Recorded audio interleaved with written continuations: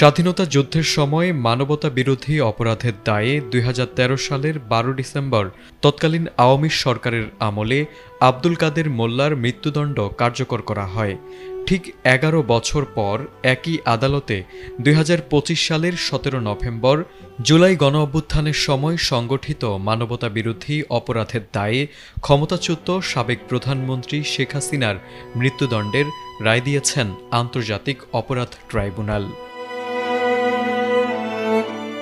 হাসিনার এই রায়ের পর যুদ্ধাপরাধে দণ্ডিত কাদের মোল্লার সাজাকে অবিচার থেকে বিচার এই ক্যাপশন দিয়ে কাদের মোল্লার হাতে লেখা একটি চিঠি প্রকাশ করেছেন ঢাকা বিশ্ববিদ্যালয়ের ছাত্র সংসদের এজিএস মহিউদ্দিন খান।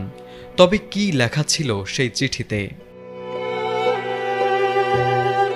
কাদের মোল্লার এই চিঠিতে লেখা ছিল, প্রিয় রনি, যদি কখনো সময় পাও এবং তোমার ইচ্ছা হয় তবে আমার ফাঁসির পর একবার হলেও বলো বা লিখো, কাদের মোল্লা আর কসাই কাদের এক ব্যক্তি নয়। আমার আত্মা কিয়ামত পর্যন্ত কাঁদবে আর কসাই কাদের তখন কিয়ামত পর্যন্ত হাসবে।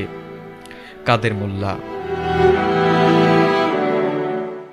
চিঠিটি ভাইরাল হওয়ার পর থেকে সামাজিক মাধ্যমে নানা ব্যাখ্যা ছড়িয়ে পড়ে। অনেকেই মন্তব্য করেন, ইতিহাস একইভাবে ঘুরে ফিরে আসে।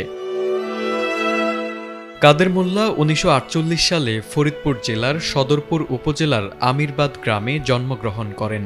তিনি বাংলাদেশ জামায়াতে ইসলামীর সহকারী সেক্রেটারি জেনারেল ও দৈনিক সংগ্রামের নির্বাহী সম্পাদক ছিলেন।